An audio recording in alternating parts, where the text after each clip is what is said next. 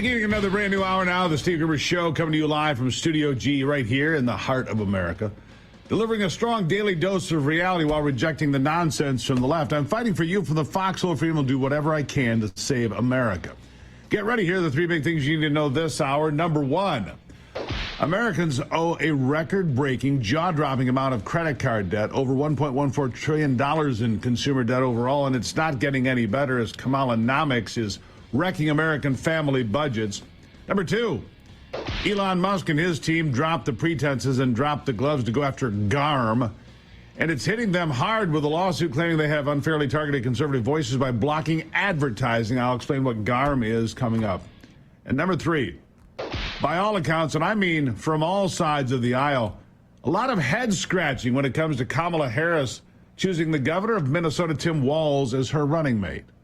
Walz is a far-left activist who embraced every radical socialist notion from iron-fisted lockdowns during the COVID pandemic to allowing little kids to undergo gender transition surgeries and hormone blockers, things that are banned in most states and most of Europe, too. In fact, of all the finalists that Kamala Harris could have chosen, it seems pretty clear that she picked someone that is to the left of Bernie Sanders. It's an odd choice. And you don't have to take my word for it.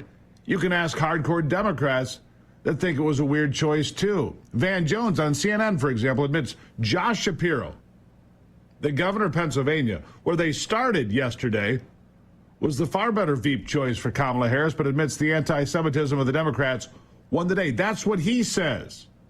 Anti-Semitism won the day. Listen. The conservatives, the right wing, the Republicans, they were chewing their fingernails down to the knuckle because they were afraid of a Josh Shapiro. They were afraid of a Mark Kelly. They're not as afraid of this new governor because they think they can define him. So here's the challenge you've got in this party. And people don't want to talk about it. We got to talk about it. On the one hand, you have a lot of young people who are concerned about Gaza. You have a lot of Muslims and Arabs and others. They have not felt seen by the Biden administration. You start hearing that genocide joke. That was building. And so those folks needed to have a candidate that they could feel comfortable with. This helps them in that regard. But you also have anti-Semitism that has gotten marbled into this party. You can be for the Palestinians without being an anti-Jewish bigot, but there are some anti-Jewish bigots out there. And there's some disquiet now, and there has to be. How much of what just happened is caving into some of these darker parts in the party? So that's going to have to get worked out. Yeah, it has to get worked out. Listen, if you missed it, and how would you have caught it? Yeah, it seems that another member of the squad is out. That's right. The squad has lost another member in the primaries yesterday. As Cori Bush gets knocked out in St. Louis. Boom, gone. Cori Bush is gone, loses in the primary.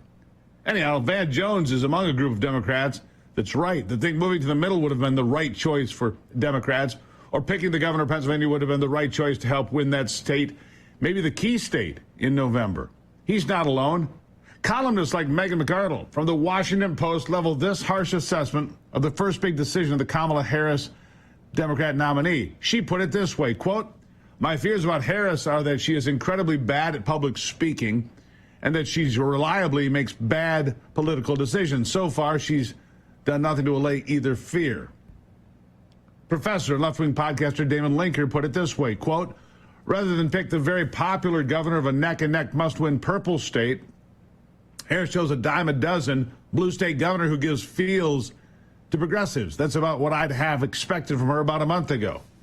An outspoken leftist columnist and opinion writer, Chris Cillizza, formerly of CNN, he's all over the place, simply wrote, "Such a weird choice." Well, rest assured, Republicans are celebrating the choice of such a far-left candidate, a man that is a long way from the middle. The question for me is, why did they do it? Let's be clear about one thing. Governor Josh Shapiro, a far stronger candidate from a must-win state of Pennsylvania, well, he was simply too Jewish, just like Van Jones said, to be on the ticket, because there are radicals like Ilhan Omar and Rashida Tlaib, among others, screaming in support of the terrorist organizations like Hamas, Hezbollah, and the Houthis, while denouncing Israel, a nation that Shapiro once served as a volunteer in the IDF. That's right, Shapiro was in the Israeli military. He's Jewish, and so therefore he's out. And one more thing on that note from Democrat comedian Michael Rappaport. He put this out, quote, "Yo, Josh Shapiro unjewed himself publicly and still didn't get picked." Well, we'll leave that part there for now. So, who is Governor Tim Walz? Seems that 90% of us have no idea at all. That's the polling, by the way. And therefore, he's going to get defined pretty fast with Democrats papering over his wildly socialist views as somehow being in line with American values, while others try to break through and tell you the truth. That will be me. First of all, let's start with the obvious. Governor Waltz stood back and allowed Minneapolis to be terrorized, looted, and burned for days in the summer of 2020. That you know. And while rioters destroyed his state and capital city, he praised those doing it. Yeah, he praised them. Governor Walz found it optimistic. He found it optimistic when Minneapolis was being destroyed and burned by rioters. Listen to what he says. A society that does not put equity and inclusion at the center of it is certainly going to eventually come to the places where we're at.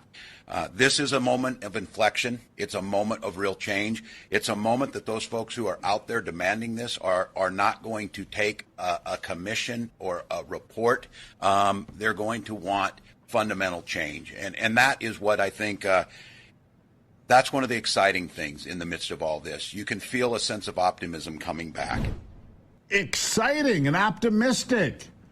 Yeah, Minneapolis getting burned to the ground was something he found exciting and optimistic. But for the people that lived in that hell during the riots of 2020, there wasn't anything they found optimistic at all. In fact, they were devastated when everything they knew, when their entire neighborhoods were destroyed and the governor stood back and did little or nothing, and people called it mostly peaceful, the real victims were nearly forgotten. They're not forgotten here today, I can assure you of that. Never forget those that lived in the middle of that hell, supported by the governor. Listen to this. How was last night? Scary.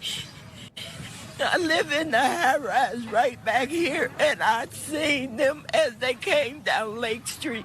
But then they turned and started coming over here, and I'm sitting out looking out my window. And they went straight to Office Max, the dollar store, and every store over here that I go to. I have nowhere to go now. I have no way to get there because the buses aren't running. These people did this for no reason. It's not going to bring George back here. George is in a better place than we are. And last night, I'm going to be honest, I wish I was where George was because this is ridiculous. These people are tearing up our livelihood. This is the only place I could go to shop. And now I don't have anywhere to go. Yeah. Does that sound exciting to you? Optimistic to you? She has no place to go. And you know what? If you go back to those neighborhoods now, it isn't much better. It's not. In fact, it might be worse because none of that has been rebuilt. It's become an urban desert. Thank you, Governor Walz, for that. We'll dig deeper after the break. Good to see you this morning. It's the Steve Gruber Show.